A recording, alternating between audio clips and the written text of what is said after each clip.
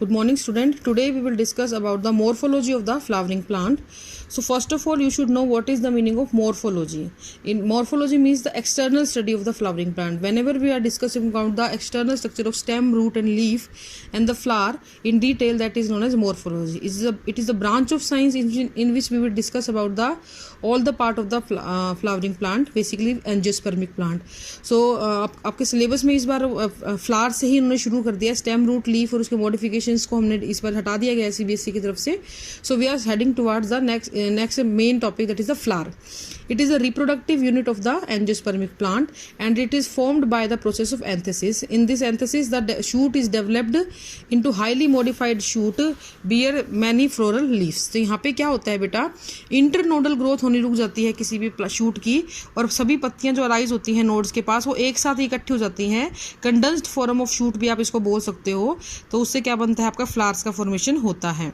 Flower में जितनी भी फ्लोरल लीफ होती हैं, they are arranged into 4 whorls. Outer one is the calyx, then corolla, then androecium and then gynoecium. तो ये 4 इसके पार्ट होते हैं, calyx, corolla, androecium, gynoecium. Calyx और corolla are the non essential part, यानी इनके बगैर काम चल भी सकता है फ्लावर का.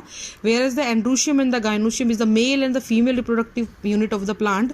तो ये जो फ्लावर, तो इनका होना बहुत ज़रूरी होता है. इनको essential part of the flower भी बोल दिया जाता है. So here is the LS of the flower.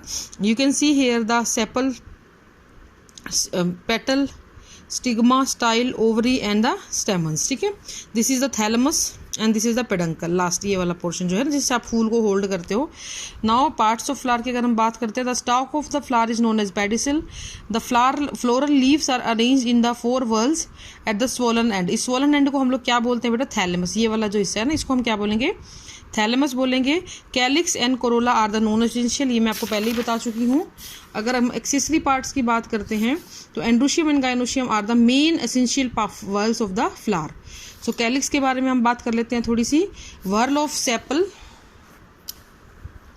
यानी कि व्हर्ल मतलब चक्कर, एक चक्कर की तरह ये सेपल्स लगे होते हैं. जब बहुत सारे एक चक्कर में सेपल्स लगे होते हैं तो उनको कलेक्टिवली हम कैलिक्स बोलते हैं. कैलिक्स इज आइदर पॉलीसेपलस, अगर ये फ्री हैं तो इसको पॉलीसेपलस बोलेंगे, अगर ये फ्यूज्ड है तो इसको गैमोसेपलस बोलेंगे. Corolla is a whorl of petals, है ना. अगर ये यहाँ पे भी सेम चीज़ है, अगर ये फ्री हैं तो पॉलीपेटलस, अगर ये फ्यूज्ड है तो गैमोपेटलस. इसकी एग्जांपल है हिबिस्कस और आइपोमिया. आइपोमिया आपका शकरकंदी को बोल देते हैं. फिर आता है बेटा पेरियंथ. अगर आप डिस्टिंग्विश नहीं कर पाते हो सेपल और पेटल के बीच में, इन दोनों के बीच में आप डिफ्रेंशिएट नहीं कर पाते हो, तो वो क्या चीज़ होती है, पेरियंथ होती है. यहाँ पे हम ये मान के चलते हैं that sepal and petal get fused with each other. Individual unit are called perianth, leaf are tepals. और पेरियंथ की जो इंडिविजुअल यूनिट होती है उसको हम क्या बोलते हैं, टेपल बोलते हैं. अगर ये टेपल फ्री है तो पॉलीफिलस, अगर ये टेपल्स फ्यूज है तो गैमोफिलस इसको बोल दिया जाता है. अब हम बात करेंगे बच्चों ब्रैक्ट की.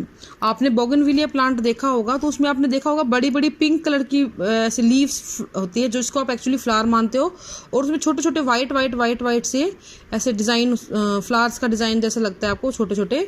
तो एक्चुअली जब आप बोगनविलिया प्लांट को देखते हो तो उसमें जो वाइट स्ट्रक्चर दिखती हैं, that is the actual flower, whereas the pink leafy structure are the bract. ये स्मॉल लीफी स्ट्रक्चर हैं जो प्रेजेंट होती हैं किसी भी पेडिसल के बेस के ऊपर, और ये देखने में ऐसा लगता है जैसे फ्लावर ही है. ठीक है, the flower with a bract is called bracteate, whereas the flower without a bract is called as ebracteate. ठीक है. Now the bracteoles, it is the another leafy structure of the on the pedicel. जैसे एक की pedicel है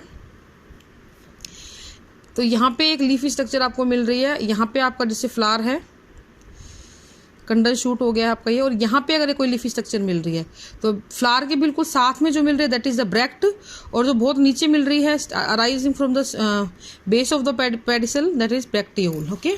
Now we will discuss about the symmetry of the flower.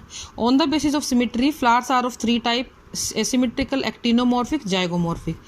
Asymmetrical, as the name indicates, there is no symmetry in the flower.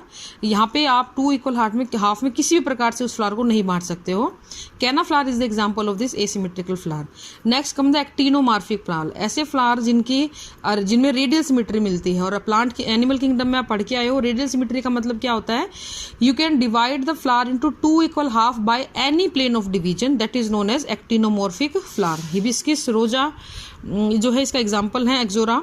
Zygomorphic flower में bilateral symmetry होती है, यानी कि आप किसी एक प्लेन ऑफ डिवीजन से, वन प्लेन ऑफ डिवीजन, देखो इसमें आता है एक्टिनोमॉर्फिक में any plane of division, zygomorphic में वन प्लेन ऑफ डिवीजन से आप इसको फ्लावर को 2 इक्वल हाफ में बांट सकते हो। तो इस प्रकार से आपका एक्टिनोमॉर्फिक और जाइगोमॉर्फिक, बेटा ये बहुत इंपॉर्टेंट है, दोनों ये पूछे जाते हैं, बहुत बार पेपरों में इसके बारे में पूछा गया है। सो इसको आप थोड़ा सा ध्यान से करें कि अगर आपने फूल को, जैसे फॉर एग्जाम्पल आपको ये फ्लावर है, ऐसे काटा, ऐसे काटा, ऐसे काटा, ऐसे काटा, कैसे भी काटा और 2 इक्वल हाफ में बट गया, रेडियल सिमेट्री है। फिर आपका एक फ्लावर है, जैसे ये है, मैं पी का बता रही हूँ, इस प्रकार से होता है फ्लावर की ओरिएंटेशन। अगर मैं इसको ऐसे बीचों बीच काटूँ, that is it is divided into 2 equal half, एक प्लेन ऑफ डिवीजन से। अगर मैं इस प्लेन ऑफ डिवीजन को ऐसे कर दूँ तो ये 2 इक्वल हाफ में नहीं बटा है। तो अगर वन प्लेन ऑफ डिवीजन से कटता है तो जाइगोमॉर्फिक, अगर एनी प्लेन ऑफ डिवीजन से कटता है तो एक्टिनोमॉर्फिक फ्लावर ये कहलाते हैं। ठीक है, नेक्स्ट हम पढ़ेंगे बेटा फ्लावर्स का classification on the basis of ovary. तो ओवरी के बेस पे हमारे पास हाइपोगाइनस, पेरिगाइनस और एपिगाइनस ओवरीज होती हैं, जिनके बारे में हम डिटेल में पढ़ेंगे आगे। So this is all for today, thank you and have a nice day.